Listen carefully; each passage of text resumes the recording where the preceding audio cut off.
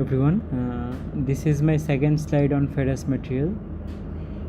So earlier I had discussed about some slides related to ferrous material. This is my next slide which I'll be presenting on ferrous material.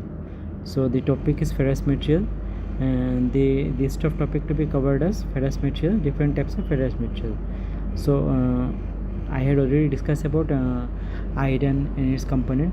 Next is your alloy steel. Okay, types of alloy steel we can classify alloy steel as structured steel, magnetic steel, tool and mold steel, heat resistant steel, and corrosion resistant steel. So structured steel, it is an alloy element, chromium, nickel, Si, Mn, manganese is added to it. It increases strength, solubility, hardening. It increases ability to metal forming and weldability, high strength, high toughness, and resistance to stress. Its application is in beam and shaft. It is used. Corrosion resistant steel. Okay. Alloy element are aluminum, silicon, and chromium. Higher chromium equal to 12% chromium resistance to high temperature corrosion. Chromium reacts with oxygen to form chromium oxide and prevent the steel from corrode. Application: it is used in gas turbine, engine casing, and aircraft frame and cutlery. Next is heat resistant steel. Forming of carbide and nitride. Carbide VWCA chromium forms high hardenability carbide such as Fe4W2C. It has the hardness and strength increase. High speed steel contains 14 to 25% W, 4% chromium, and 1% vanadium. Forms hard carbides, heat resistance. Nitride, titanium, and aluminum form Ni2Ti, NiAl, and Ni3Ti. Improves ductility and toughness. And margining steel, it is used in rocket and high speed aircraft. Tool steel, high hardness and weight resistance, used for cutting, shaping, or forming such as rolling and drawing. It have high carbon content 0.6 to 1.3%. It contains elements such as chromium, cobalt, manganese, nickel, silicon, W, and vanadium to form various alloy carbides and help increase the hardness, wear resistance, and elevated temperature softening resistance. Cast iron. Basic element of cast iron is iron. Carbon percentage is 2.8 to 3.6%. Silicon is 1% to 3%. Manganese is 0.4 to 1%. Magnesium is 0.03 to 0.05%. Phosphorus is 0.05 to 1%. And sulfur is 0.1 to 0.35. Properties of cast iron are its tensile strength moderate is 180 to 350 megapascal. High compression strength. Immersion capacity good. High wear resistance. Good machinability. Low impact resistance and ductility.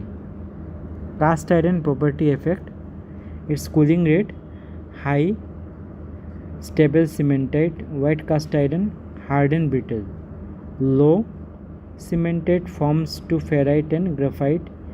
Grey cast iron and ductile.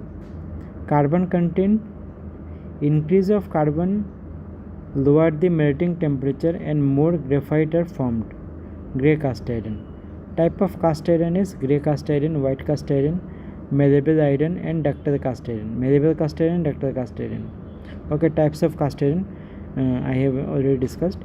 Grey cast iron, nodular cast iron, white malleable cast iron, white cast iron, and black malleable cast iron. So first of all, grey cast iron, its percentage composition is 1.7% of cobalt and 0.4% of carbon. Most carbon is a free state. It is scattered in the form of graphite flakes through the crystalline grain structure of the metal.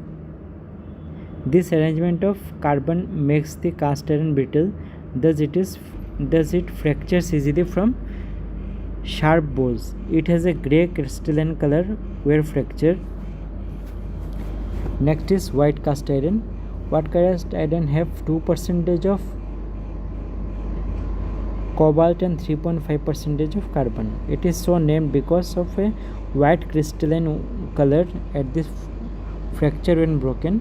White cast iron is made by rapid cooling the modern pig iron. Most of the carbon in white cast iron is chemically combined state. It forms a hard substance called cementite. And the chemical formula is Fe3C. White cast iron is so hard that it cannot be machined except by grinding machine. So white cast iron, actually it is a very hard material, and only the grinding process is used to make any changes in its material. Its direct use is too limited to casting, requires the surface to withstand abrasion wear. The major use of white cast iron, however, is making malleable cast iron. Next is malleable cast iron. Percentage is 2% cobalt and 26% of carbon. Malleable cast iron is cast iron that has been made soft, tough, strong and malleable. When white cast iron is heated at a higher temperature for almost 100 to 200 120 hours, it is converted to malleable cast iron. This heat treatment process called malebolizing takes place in heat treatment furnace. Metal is malleable, it can be hammered into different shape without cracking. Heat treatment changes an arrangement of the carbon from its combined state as cementite to free carbon. At the prolonged high temperature, the free carbon comes together to form cluster or globule. The surrounding iron then becomes soft and machinable. They are used for making tough casting for automobile, tractors and many kind of machinery parts. And next is ductile cast iron. Okay, so ductile cast iron is also known as nodular iron or sapphire graphite iron. The carbon in ductile cast iron is in free state. It is small, rounded lump carbon cluster called nodules. The iron surrounded the tiny balls of graphite is so tough and machinable. It is very tough actually. So ductile cast iron is produced very much like grey cast iron only.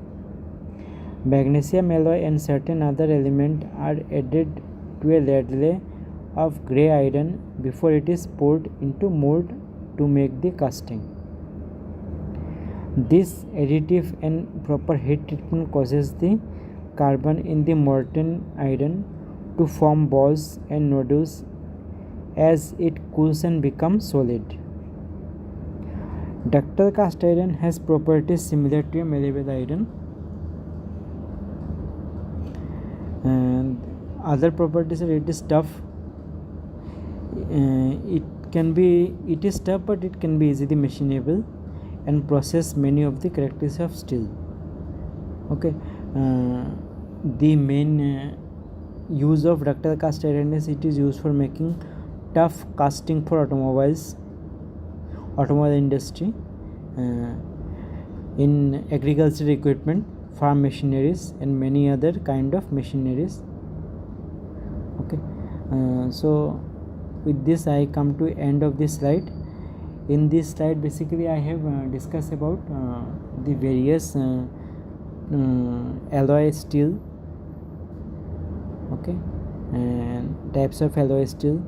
Then I have discussed about the various cast iron and various types of cast iron, their properties, their classifications, their uses, where they are used and their chemical composition. Okay.